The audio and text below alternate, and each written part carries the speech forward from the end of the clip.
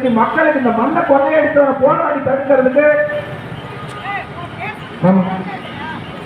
மணல் கொள்ளையடிக்கிறத தடுக்கிறது நாம் தமிழர் கட்சி 15 வருஷமா தடுத்துட்டு இருக்கோம்.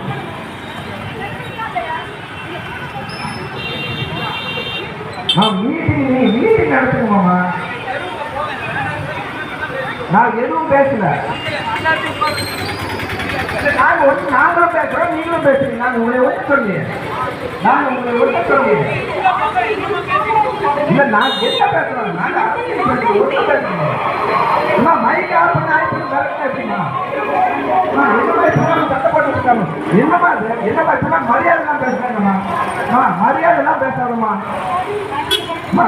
மரியாதைலாம் பேசாத நீங்கம்மா.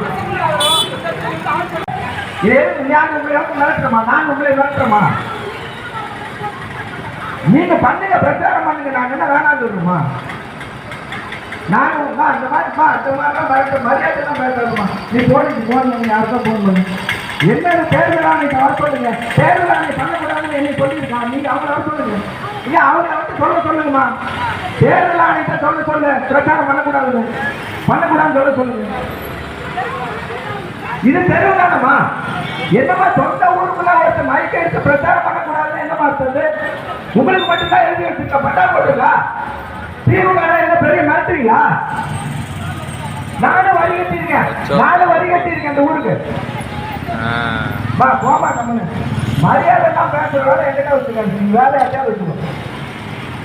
காலங்களவு மணலை கொள்ளையடிக்க தண்ணியில குடிக்க நாங்க மணலை கொள்ளையை தடுத்து இந்த மக்களுக்கு மண்ணுக்கு போராடிட்டு இருக்கிறோம். தேர்தலாகவே எங்களுக்கு அனுமதி கொடுத்துருக்கு. நாங்க பாட்டு பிரச்சாரம் பண்றோம். எங்களை பண்ணக்கூடாதுன்னு சொன்னா இது எந்த வகையில நியாயம் சொல்லுங்க. நாங்க ஏதாவது நீங்க பிரச்சாரம் பண்றத பண்ணக்கூடாதுன்னு எங்கேயாவது ஒரு தடுக்கிறோமா?